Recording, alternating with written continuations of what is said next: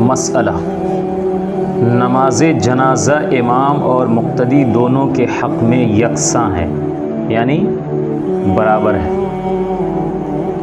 جنازے کی نماز ہو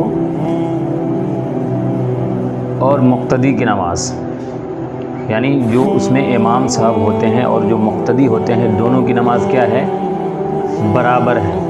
فرق کتنا ہے وہ بتا رہے، صرف اس قدر فرق ہے کہ ایک امام تکبیریں اور سلام بلند آواز سے کہیں گے، تکبیر اور سلام کو امام بلند آواز سے کہیں گے اور مقتدی آہستہ آواز سے کہیں گے۔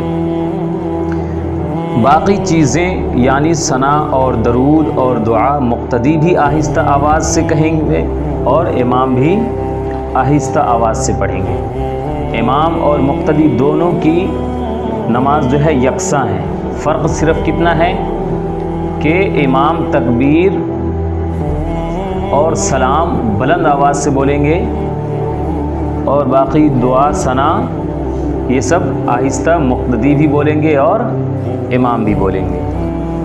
مسئلہ نماز جنازہ میں مستحب ہے کہ حاضرین کی تدفین، حاضرین کی 3 صفیں کر دی جائیں۔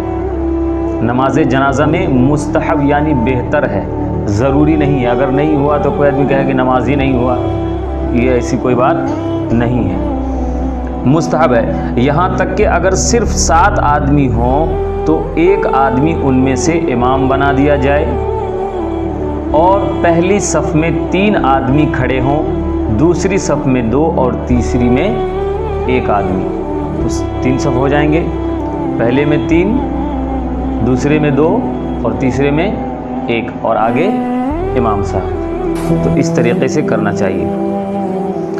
مسئلہ جنازے کی نماز بھی ان چیزوں سے فاسد ہو جاتی ہے جن چیزوں سے دوسری نمازوں میں فساد آتا ہے، صرف اس قدر فرق ہے کہ جنازے کی نماز میں قہقہے سے وضو نہیں جاتا۔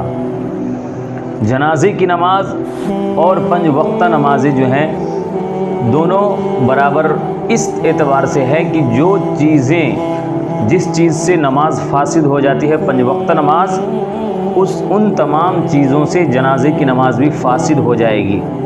صرف اور صرف وہ قہقہا مار کر ہنسنے سے وضو نہیں ٹوٹتا ہے، کس میں؟ جنازے کی نماز میں، لیکن 5 وقتہ نمازوں میں قہقہا مار کر ہنسنے سے وضو ٹوٹ جاتا ہے، نماز ختم ہو جاتی ہے۔ وضو کر کے آ کر کے نماز پڑھے گا، وضو ہی نہیں تو نماز کہاں سے؟ وضو کے بغیر نماز ہے؟ مسئلہ جنازے کی نماز اس مسجد میں پڑھنا مکروہ تحریمی ہے جو 5 وقتی نمازوں یا جمعہ یا عیدین کی نماز کے لیے بنائی گئی ہو، خواہ جنازہ مسجد کے اندر ہو یا مسجد کے باہر ہو اور نماز پڑھنے والے اندر ہو۔ ہاں، جو خاص جنازے کے لیے بنائی گئی ہے اس میں مکروہ نہیں۔ جنازہ کی نماز کہاں پڑھنی چاہیے اور کہاں نہیں پڑھنی چاہیے؟ تو مسجد کے اندر جنازے کی نماز نہیں پڑھی جائے گی،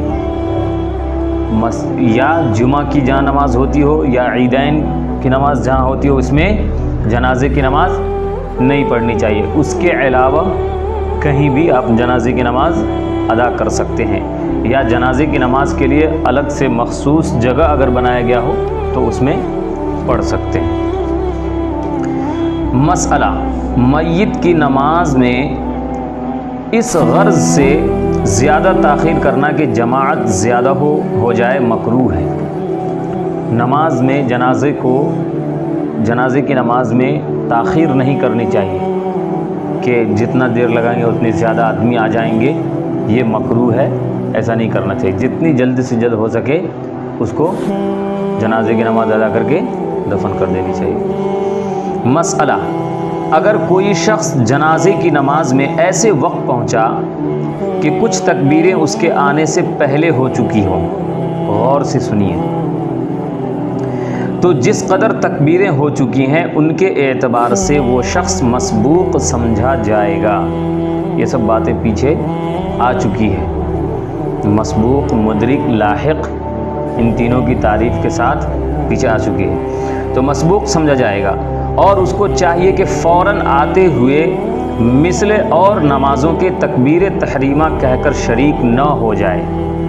اور 5 وقتی نمازوں میں جو ہیں تکبیر تحریمہ کہہ کر کے شامل ہوتے ہیں، لیکن جنازے کی نماز میں تکبیر تحریمہ نہیں کہیں گے بلکہ امام کا انتظار کریں گے. امام جب تکبیر کہیں گے تو ان کے ساتھ کہہ کر کے شامل ہوں گے. تکبیر تحریمہ کہہ کر شریک نہ ہو جائے بلکہ امام کی تکبیر کا انتظار کرے. جب امام تکبیر کہے تو اس کے ساتھ یہ بھی تکبیر کہے، اور یہ تکبیر اس کے حق میں تکبیر تحریمہ ہوگی. اور جنازے کی نماز میں 4 تکبیریں ہیں، تو جہاں پر سے یہ امام کو پکڑا ہے تو وہیں سے ان کی تکبیر گنی جائے گی. جو تکبیر ملے گی وہ مانی جائے گی، اور جو نہیں ملی تو اس کو نماز کے بعد ادا کریں گے. پھر جب امام سلام پھیر دے تو یہ شخص اپنی گئی ہوئی تکبیروں کو ادا کرے، اور اس میں کچھ پڑھنے کی ضرورت نہیں ہے. جو ثنا، پہلی تکبیر کے بعد جو ہے ثنا پڑھی جاتی ہے، دوسری تکبیر کے بعد درود پڑھی جاتی ہے، اور تیسری تکبیر کے بعد دعا پڑھی جاتی ہے. اگر مرد یا عورت ہو تو اس کے لیے کون سا دعا؟ اللہم اغفر لحینا و میتنا تھا. اور اگر نابالغ لڑکا ہو تو اللہم اجعلہ لنا فرطا واجعلہ لنا تھا الخ. اور اگر نابالغ لڑکی ہو تو اس کے لیے اللہم اجعلہا لنا فرطا واجعلہا لنا. یہ دعائیں تھیں. اور اس کے بعد تکبیر کہنے کے بعد فوراً سلام کو پھیر دینا ہے. تو اگر 2 تکبیر آخر کی تکبیر اگر ان کو ملی تو ان میں ان کا جو ہے درود، دعا، ثنا سب کچھ چھوٹ گیا. تو ایسی صورت میں کیا کریں گے؟